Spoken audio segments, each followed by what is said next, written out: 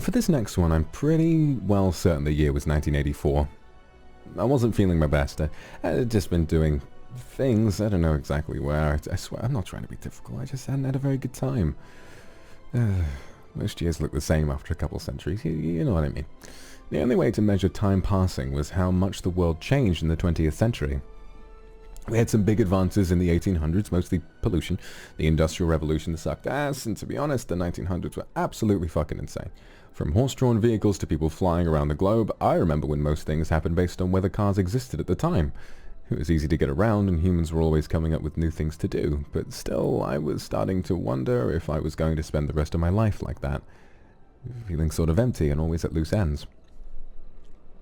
It was 1984, and I met an older woman, a widow who wanted a companion on a trip to Miami. I don't know how much you all know about Miami in the 1980s, but it was quite a place. Sorry, I'm doing it again. I'm doing it again. Imagine 1930s Paris with worse fashion and no class whatsoever, and a much bigger chance of getting gunned down and killed. International travel being easier meant there was a lot more opportunity for people to hate each other, but the lady I accompanied was very respectable. I think her name was Miss Jackson. She had several relatives in the area she wanted to visit, and I'll be honest, I was picturing a sort of aunt or grandmother-ish situation where she would stay in a decent hotel and leave me to my own devices during the day, where she went off on boat rides or feeding alligators or whatever people do with their kids in Florida. No, we got a penthouse at the top of a very nice hotel, and she had people over every night to party until 5 in the morning. I'm not going to go into detail, because despite what my right-hand ogre will tell you, I do have some decency. Suffice to say, we had a very good time. The problem was that Miami was a hotspot for criminal activity. As I said before, I have a bit of a reputation among certain groups. This time, I had a better cover story in place, including some business cards and different makeup than usual. Things were going really well for a while. I met plenty of unsavory characters, but I smiled and nodded and made them hear whatever I wanted to, and we were just fine, and, the end. I'm kidding.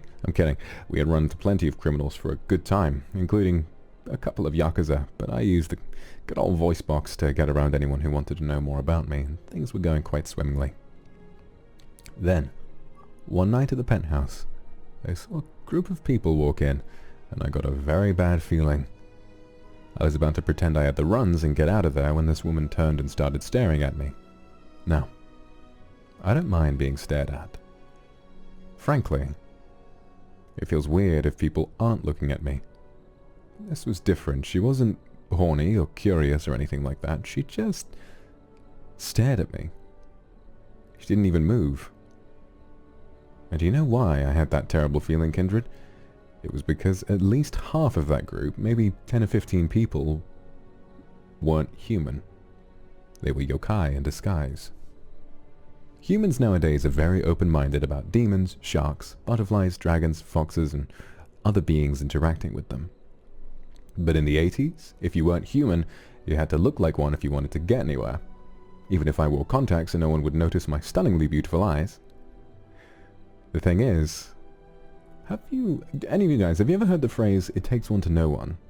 People like us can always recognize each other if we look hard enough, and they were definitely yokai, most of them Oni. I know who you're thinking of, and I was too, and I didn't see him. A bunch of them came straight over to me, and the first thing out of their fucking mouths was, "Hey, Vox Dono!" I recognized some of them from the old days before the battle with Tokugawa, when I had to send them away to stop them eating my human subordinates. We went up on the roof to get away from everyone for a bit, and these arrogant fucksticks were talking like we'd all just had a stupid argument and everything was okay now. So it turns out, I was right. They were with a branch of the Yakuza made up mostly of yokai. That was around the time when business people were all looking to get in on real estate. Long, boring story, didn't turn out well for anybody.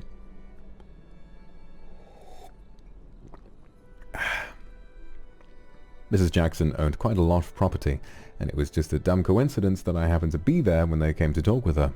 They tried to say something cute about how long it had been since anyone heard from me, and how cool it was that I'd outlasted Tokugawa and his people. I said his hair was stupid, because it was. Granted, it was the 80s, and everyone had stupid hair, except for me, but, that wasn't the point. They laughed it off, and I kept smiling. But I wasn't interested in anything they had to say.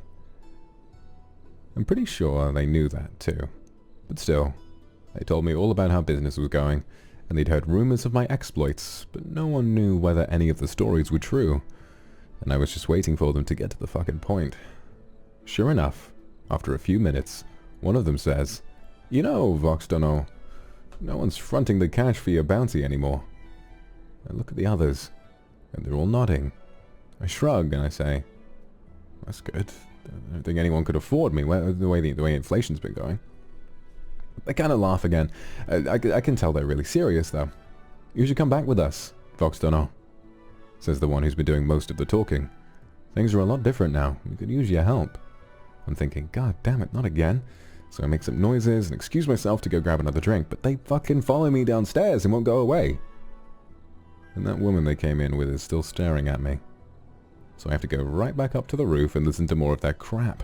It's all the same shit I've heard before, talking about how they need people to learn honor and respect again, and that no one knows what the hell they're doing, and we need some respectable people like me. Oh, my goodness. They were saying they need some respectable people like me to help keep humans in line, which I didn't appreciate. I'd had about enough of that, so I was asking who was keeping them in line. They kind of roll their eyes and say something about their boss being a pansy who won't let them eat humans anymore. I admit, that makes me pretty curious. At this point, I don't know how many of the old guard have survived in modern times. Yokai tend to be very long-lived, so any of them smart enough to not get killed by Tokugawa or his hunters could conceivably still be around. I tell these guys that they seem pretty stupid, and so it's obvious their boss is the only reason humans haven't killed them already. That fucking bastard has the nerve to tell me that I know all about getting killed by humans. It's okay, he says. Every yokai got beaten at some point. No one knew the kind of weaponry humans would develop or how many of them there'd be someday, so don't worry about it. I'm not worried, I tell them. I have better things to do than obsess over 400-year-old crap. Yeah, you're handling it like a champ, he said, and they all just kind of snicker at me. They've gotten drunk enough to be chummy, and one of them is leaning in close enough for me to smell his breath. I cough, and I wave my hand away like... And I ask how he's going to handle his boss finding out he's still eating humans. They get very quiet after that. It was only one night, he says. Isn't it a big deal? It was one time. It's usually a big deal for whoever has to pick up the pieces and tell the cops what happened, I tell him, quite logically. How exactly do you plan to go about that? Now the guy is all huffy. Oh, you all want to talk, Akuma, blah blah, telling me a demon has no right to criticize anyone's eating habits. Well, I don't eat human flesh, thank you, and the yokai who can only eat that and nothing else doesn't go to parties. So this asshole doesn't have any excuses. And then, someone asks me if I've been eating properly. When I tell them I've only been eating human food, they say, and I quote, "No wonder you're such a pussy." Well, something nasty might have happened because there were only 4 or 5 of them versus 1 me, and I wasn't in the mood to go easy on them. And they knew it too. Poking a hungry demon is bad for your health, but suddenly I hear someone say, "Break it up, boys, this dork's not worth your time." And there's the woman from before, standing there with about a dozen very nice young ladies, mostly in string bikinis. "Why don't you all find the hot tub and see if there's something else to do," the woman says, and she grabs the loudest Oni and hauls him off. I didn't see her for the rest of the evening. I'm still pretty teed off, so I say fuck it, and I go down to the hot tub and I get an invitation to go to a girl's room with 3 of her friends, and who am I to be rude to a lady? Or four ladies for that matter. God only knows how much I had to drink that night, but it was a lot, because I woke up the next day with my contacts still in and most of my clothes missing. That was the least of my worries, because I got a call on the hotel phone to say Mrs. Jackson caught wind of my escapades and threw all my things out into the hallway. Luckily, a bellhop put everything back into the suitcases as best he could, so I didn't lose much. It didn't feel great. I fully admit it, I don't like to hurt anyone who's been kind to me. I wrote her an apology on hotel stationery and got a maid to deliver it for me. I was still in the young lady's room the night before, and of course it was obvious what had happened. I played it off pretty well. Only to the point where one girl asked if I would rather come back to Haiti with her on her family's yacht the next day. It turned out she was serious and her family did own a yacht. So I graciously accepted. My head hurt like hell still, and I needed some breakfast, so I went down to the hotel restaurant, ordered the biggest, hammiest omelette they had on the menu, and sat down to drown my sorrows. I tried to imagine a lovely holiday to far-off places I'd never been before, but all I could think of was those assholes talking about Tokugawa and how no one back home had anyone looking for me anymore. Isn't that the absolute stupidest thing you've ever heard, clan? I've been avoiding more than a quick stop in Japan for centuries, and assuming those guys were telling the truth, it was now safe to return. But I was just kind of depressed that no one cared enough to want me dead anymore.